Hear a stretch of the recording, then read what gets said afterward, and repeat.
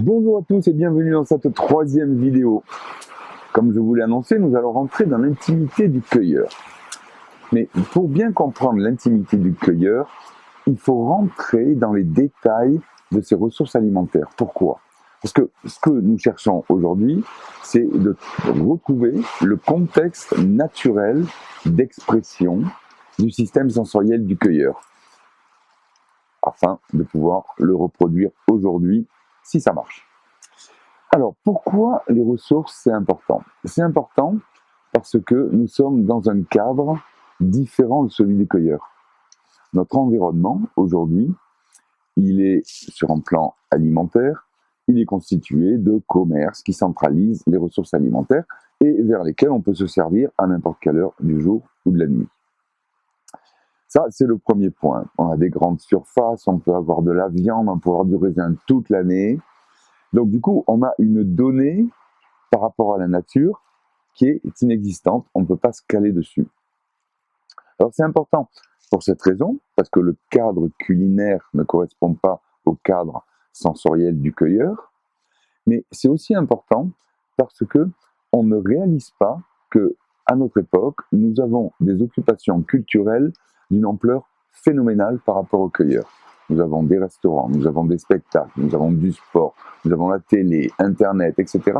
Tout ça occupe notre vie, mais le cueilleur originel, lui, il avait quoi ? Il avait la nature et ses envies, ses besoins affectifs, alimentaires. Donc, quand on rassemble les deux, manger et la nature, ça veut dire que la connexion du cueilleur avec la nature était prépondérante parce qu'il n'y avait pas toute cette culture. La connexion a été très forte. Et du coup, c'est tout à fait logique d'avoir un résultat au niveau de l'évolution. Pendant des millions d'années, ça se passe dans un contexte.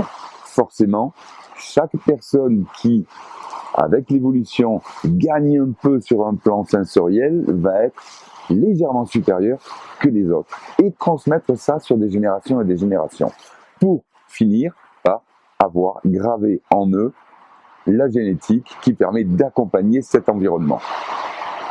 Ça, c'est le premier point. Mais pour accompagner cet environnement, eh bien, il faut avoir compris comment il fonctionne. Replaçons-nous donc dans les origines de ce cueilleur. Il est dans son environnement, il a des ressources. Il y a un paramètre absolument énorme, mais totalement insipide pour nous dans le référentiel culinaire, c'est la disponibilité alimentaire. Dans la nature, on n'a pas ces magasins avec les aliments juxtaposés tous en même temps, toute l'année. Dans la nature, on a 3 grandes catégories d'aliments classées en fonction de leur disponibilité alimentaire. Nous avons les aliments qui sont disponibles toute l'année, en permanence, on les a appelés les permanents. Il faut bien réaliser que les origines de l'homme sont tropicales. Ce qui veut dire que moi, quand je vais penser cette disponibilité, il est totalement aberrant de la penser dans le climat tempéré dans lequel nous avons échoué. Pardon pour le terme, mais c'est pas chez nous.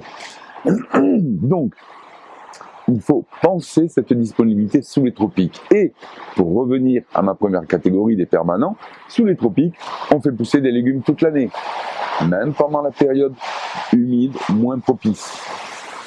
Première catégorie. La deuxième catégorie, c'est la catégorie des aliments saisonniers, c'est-à-dire auxquels on accède que quelques semaines, quelques mois par an. Et après, il faut attendre que le cycle se passe pour y revenir. On appelle ça les aliments saisonniers. La troisième catégorie, c'est la catégorie des aliments aléatoires.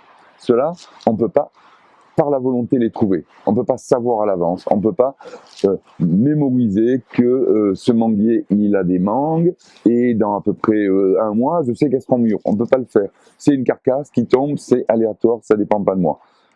Trouver des figues séchées, ça ne dépend pas de moi. Il faut une année formidable pour que les figues sèchent, qu'il n'y ait pas de vent, qu'il n'y ait pas de pluie, etc. Donc, 3 catégories.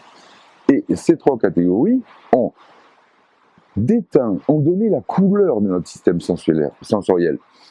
On va les décortiquer rapidement. Les permanents. Alors là, c'est disponibilité totale. On n'en manque jamais.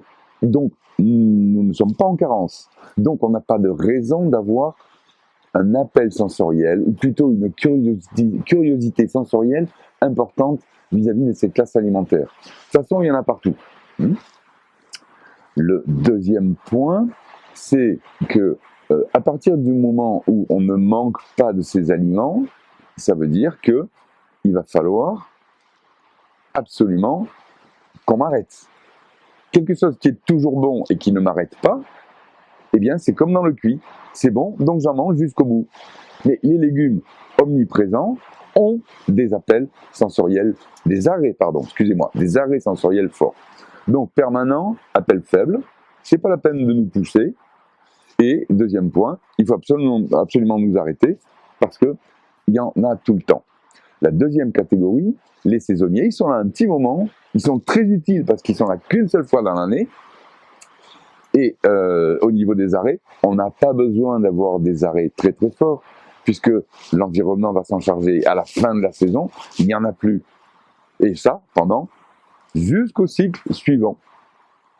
Donc, appel médium et arrêt relativement faible. La troisième catégorie, on inverse tout. Ils sont très très rares, ils sont très très intéressants.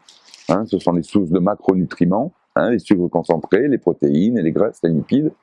Donc on a une curiosité sensorielle très élevée, des appels qui sont forts, quand on en a besoin, c'est signalé avec une grande puissance, et puis les arrêts relativement faibles, parce que dès qu'il n'y en a plus, il n'y en a plus, et je ne sais pas comment en retrouver.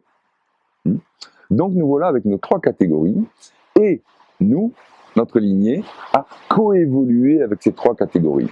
Alors au départ, c'était une hypothèse de travail qu'il y ait cette correspondance.